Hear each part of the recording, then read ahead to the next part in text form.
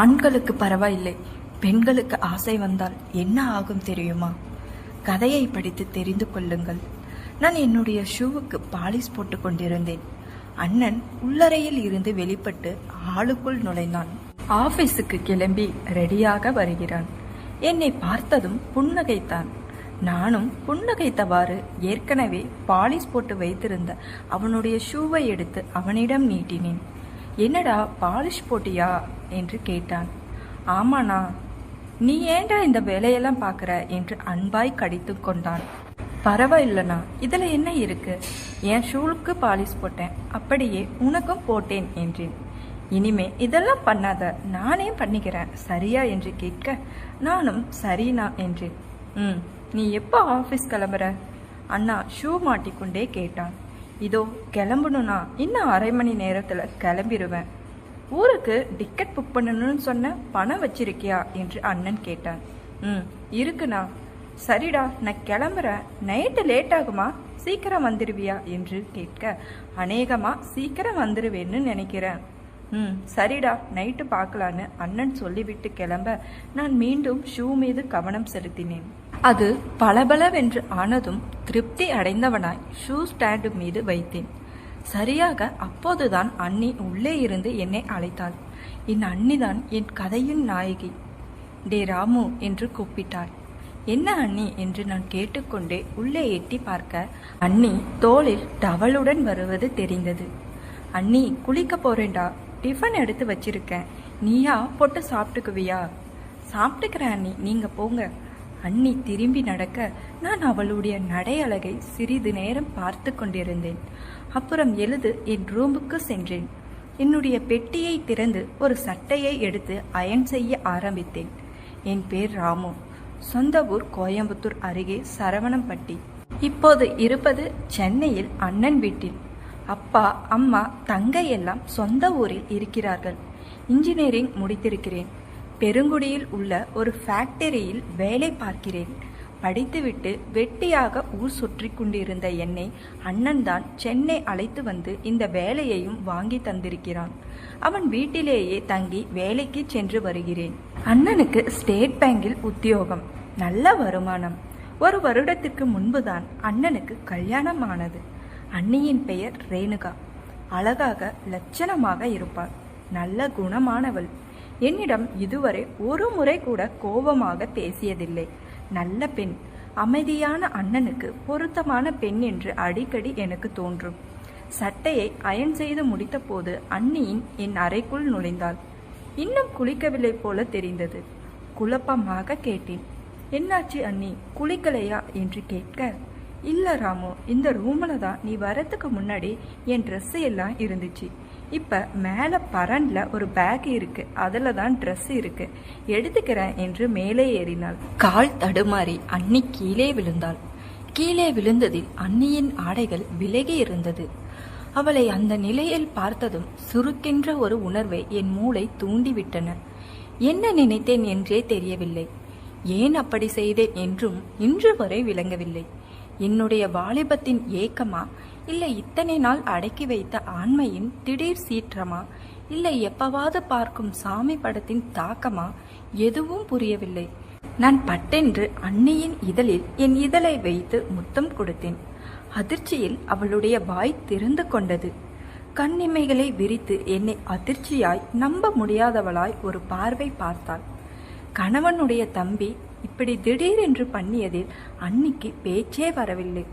ஒரு 3 வினாடிகள், 3 வினாடிகள் தான் நான் அப்படி இருந்து இருப்பேன். அதற்குள் பட்டென்று என் மூளை விழித்து கொண்டது. ஐயோ, என்ன காரியம் செய்து விட்டேன்? இவள் என் அண்ணனின் மனைவி அல்லவா? இப்படி ஒரு கேவலமான செயலை செய்து விட்டேனே. அவ்வளவுதான். பட்டென்று பிடியை தளர்த்தி அண்ணியின் மீதிருந்து எழுந்து கொண்டேன். அவளுடைய அதிர்ச்சியான முகத்தையே ஓரிரு வினாடிகள் பரிதாபமாக பார்த்தேன். பின்பு படைக்கென்று வெளியேறினேன். பிரம்மை பிடித்தவன் மாதிரி நடந்து ஹாலுக்கு வந்து சோபாவில் பொத்தென்று விழுதேன். கைகால்கள் எல்லாம் வெடவெடுத்தன. இதயம் படக் படக் என்று தாறுமாறாக எகிரியது. ஏன் அப்படி செய்தேன்? அண்ணியின் இதழ்கள் அழகாக இருந்ததால் அதற்காக இப்படி பண்ணுவதா? இப்போது புத்தி இவ்வளவு வேலை செய்கிறதே, அப்போது என்ன ஆச்சு என்று நான் அப்படியே பித்து பிடித்தவன் மாதிரி அமர்ந்திருக்க, கொஞ்சம் நேரத்தில் அண்ணி ஹாலுக்குள் நுழையும் சத்தம் கேட்டது. நான் தயங்கி தயங்கி அண்ணியின் முகத்தை ஏறிட்டேன்.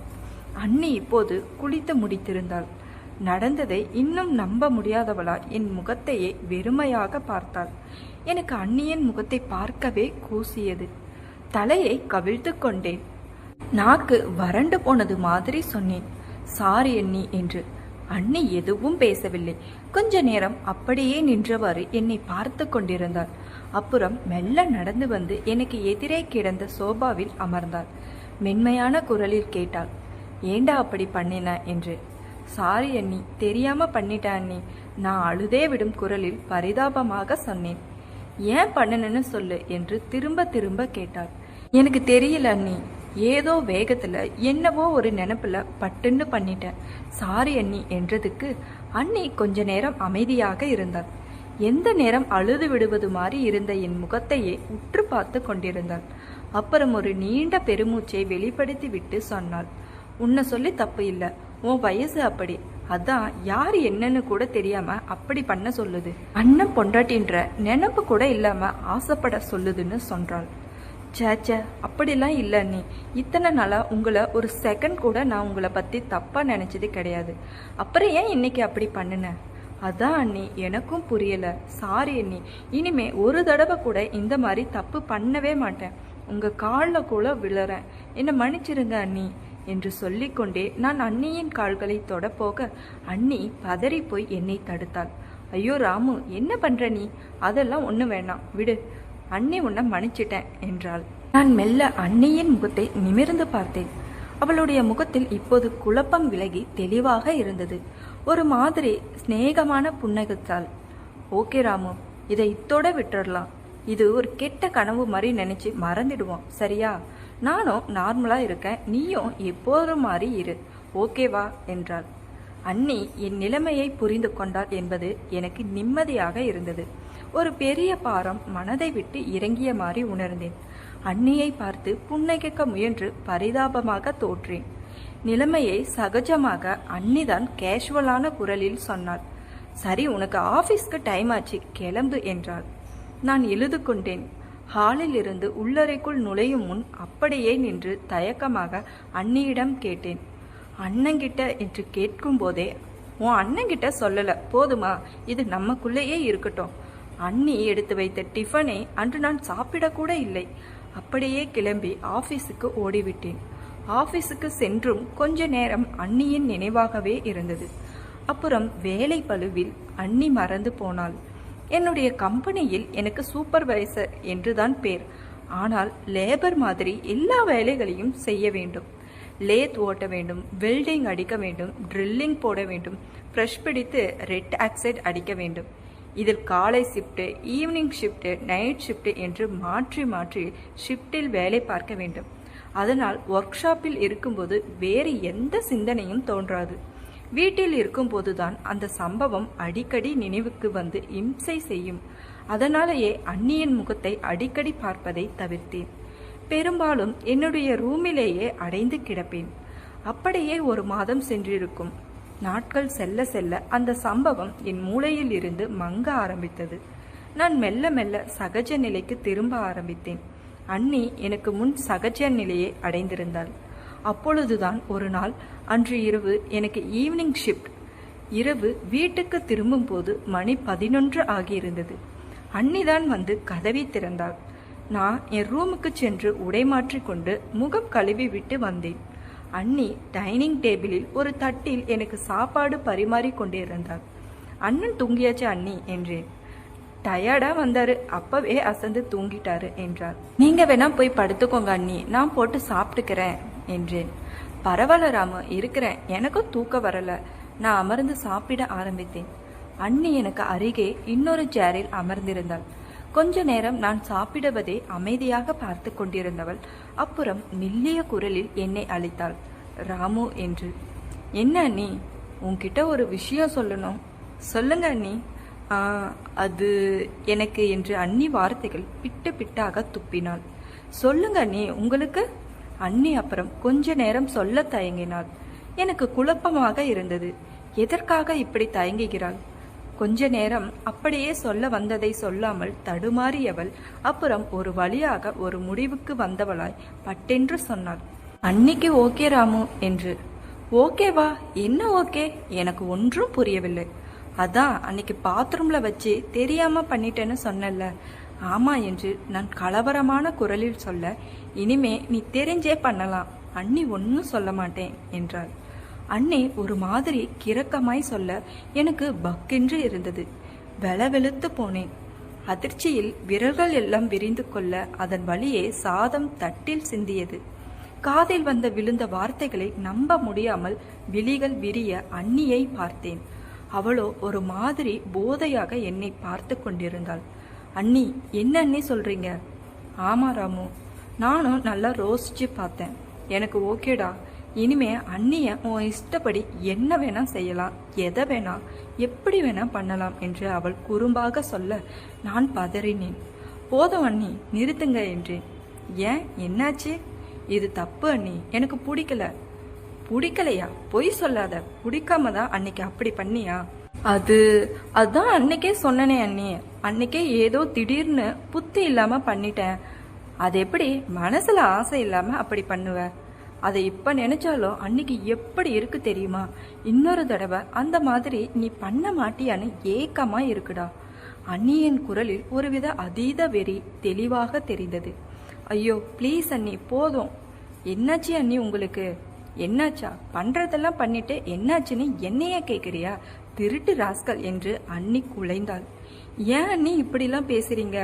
வேணாம் அண்ணி என்று நான் பரிதாபமாக சொல்ல, எப்படி பேசுறேன் என்று அண்ணி குறும்பாக கேட்டார். ஒரு மாதிரி புத்தி பேதலிச்ச மாதிரி பேசுறீங்க அண்ணி என்றேன். ஆமாண்டா, புத்தி தான் பேதலிச்சு போச்சு. அன்னைக்கு நீ பண்ணதுல இருந்து அன்னைக்கு புத்தி பேதலிச்சு போச்சு. ராமு, உன் அண்ணன் நல்லா அசந்து தூங்குறாரு. அண்ணிய இன்னொரு தடவை அந்த மாதிரி பண்ணுறியா என்றாள். அண்ணி போதையாய் சொல்லிக்கொண்டே என் அருகில் வந்து கட்டி அணைத்தார். நான் பதறி போனேன்.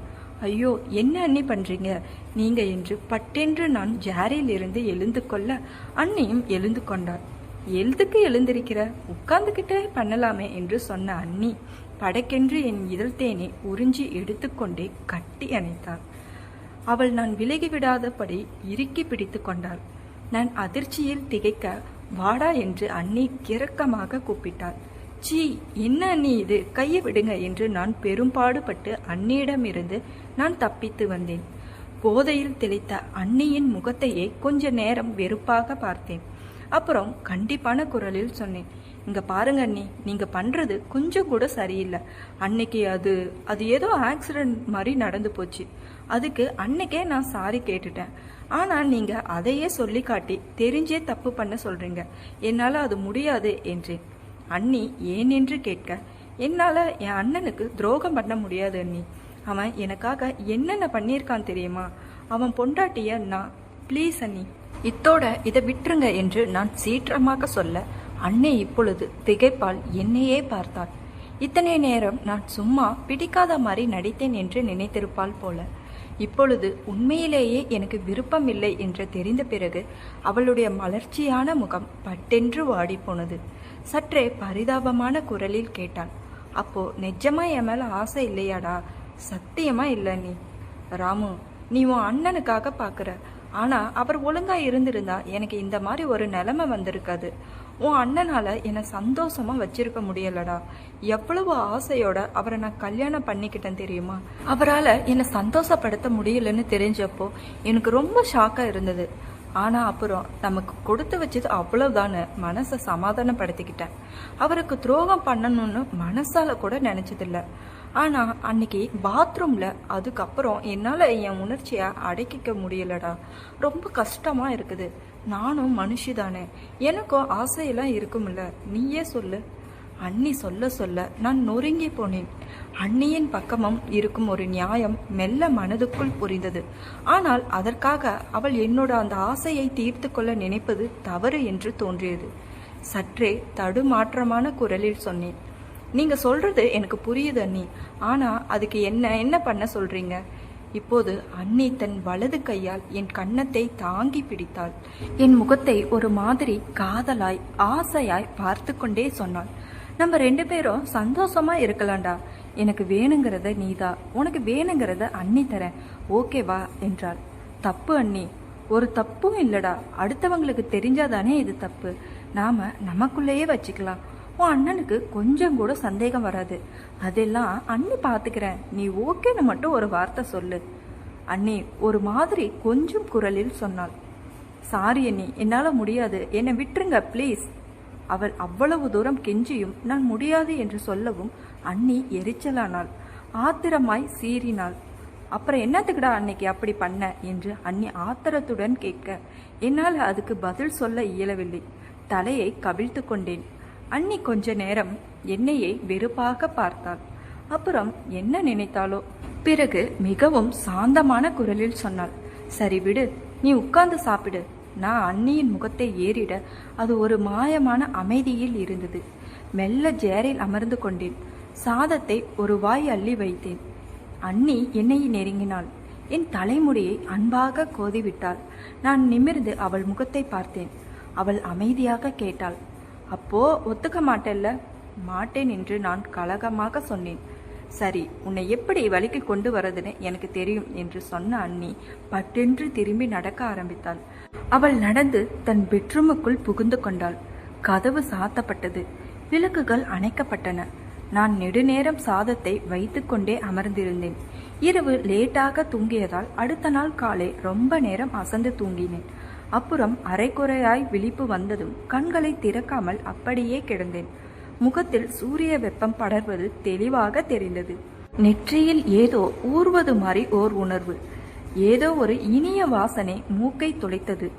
என்ன வாசனை இது? கண்களை திறக்காமல் சுவாசத்தை மட்டும் ஆழமாக உள்ளிழுத்து அந்த வாசனையை அறிந்து கொள்ள முயன்றேன். அது லக்ஸி சோப் வாசனை என்று என் மூளை எனக்கு உணர்த்தியது. உடனே பதறிப்போய் கண்களை திறந்தால் அண்ணி எனக்கு அருகே படுத்திருந்தாள். அவள்தான் ஒரு விரலால் என் நெற்றியில் கோலமிட்டு கொண்டிருந்தாள். அவளுடைய நிலா போன்ற முகத்தை என் முகத்திற்கு நெருக்கமாக வைத்து என்னையை காதலோடு பார்த்து கொண்டிருந்தாள். நான் மிரண்டு போய் எழுந்து கொண்டேன். அண்ணி, என் ரூம்ல என்ன பண்ணிக்கிட்டு இருக்கீங்க என்று கேட்க எனக்கு வாய் குளறியது. நீ தூங்குற அழக ரசிச்சுக்கிட்டு இருக்க என்று அண்ணி புன்னகையுடன் சொன்னாள். ப்ளீஸ் அண்ணி, போயிடுங்க, அண்ணன் வந்துட போறாங்க என்றேன். உன் அண்ணன் அப்பவே ஆஃபீஸ் போயிட்டாரு, கொஞ்சம் இப்படி அண்ணி பக்கத்துல வாயேன். அண்ணி சொல்லிக்கொண்டே என் கையை பிடித்து இழுக்க நான் பதறினேன். ஐயோ, கையை விடுங்க அண்ணி என்று நான் பட்டென்று அண்ணியின் கையை உதறிவிட்டு கட்டலின் அடுத்த முளைக்கு அவசரமாய் நகர்ந்தேன். அண்ணி ஒரு மாறி குறும்புடன் கிரகமும் நிறைந்த குரலில் அழைத்தாள். வாடா பக்கத்துல, நீ வேணுண்டா வாடா என்று கூற, ப்ளீஸ் அண்ணி, உங்களை கெஞ்சி கேட்டுக்கிறேன், போயிடுங்க அண்ணி ப்ளீஸ் என்று நான் அழாத குறையாக என் 2 கைகளையும் கூப்பி கெஞ்ச அண்ணி மனமிறங்கினாள். உதட்டை சுளித்து கொண்டே கண்களை ஒரு மாறி பார்வையில் என்னையே பார்த்தாள். அப்புறம் கட்டிலில் இருந்து எழுந்து கொண்டாள். அமைதியான குரலில் சொன்னாள், டிஃபன் ரெடியா இருக்கு, குளிச்சிட்டு வா என்று சொல்லிவிட்டு அண்ணி திரும்பி நடந்தாள். அவள் செய்த செயலில் படபடப்பு குறைய எனக்கு நெடுநேரம் ஆனது. உன்னை எப்படி வழிக்கு கொண்டு வரேன் பாரு என்று அவள் நேற்று சொன்னது இப்போது எனக்கு புரிந்தது. அப்பா, இப்படி குலைந்து குலைந்து மேலே வந்து விழுபவளை எப்படி சமாளிக்கப் போகிறேன்? அவளுடைய அழகிய அழகை காட்டி என்னை சீண்டுபவளிடம் இன்னும் எத்தனை நாள் கட்டுக்கோப்பாக இருக்க போகிறேன்? இப்பவே கண்ணை கட்டுதே கடவுளே. அப்புறம் வந்து சில நாட்கள் அன்னையின் அட்டகாசம் அளவுக்கு மீறி போனது. தினமும் காலையில் அண்ணன் ஆபீஸுக்கு போனது பிறகு எனக்கு அருகே வந்து படுத்துக் கொள்வாள். பேசிக்கொண்டே இருக்கும் போதே பாய்ந்து வந்து என் இதழில் இதழ் பதிப்பாள். அப்படியே இதழ் முத்தத்தை சாமானியமாக விடமாட்டாள், உறிஞ்சி எடுத்து விடுவாள். விடுபடுவது ரொம்ப கஷ்டமாக இருக்கும். இதெல்லாம் அண்ணன் அருகில் இல்லாத போது செய்யும் அட்டகாசங்கள். அவன் இருக்கும் போதே வேறு மாதிரி அட்டகாசம். இரட்டை அர்த்தத்தில் பேசுவாள். அதுவும் ஓர கண்ணால் என்னை பார்த்து கொண்டு ஒரு மாறி உதட்டை சுளித்து கொண்டும் பேசுவாள். அவள் பேசுவது அண்ணனுக்கு புரிந்து விடுமோ என்று நான் குலை நடுங்கி போவேன். அந்த அளவுக்கு டார்ச்சர் செய்வாள். இதுக்கு எல்லாம் ஒரு முற்றுப்புள்ளி வைக்க முடிவு செய்தேன். நானும் ஆண்மகன் தானே, நானும் எத்தனை நாட்கள் ஆசையை அடக்கிக் கொண்டே இருப்பது? அவள் விருப்பப்படி இன்று நடந்து கொள்ள வேண்டும் என்று முடிவு செய்தேன். அவள் என்னை முழுமையாக எப்படி அவள் வலையில் விழ வைத்து எங்களுக்குள் அது எப்படி நடந்தது என்று அடுத்த பாகத்தில் பார்க்கலாம். அதுக்கு நம்ம சேனலை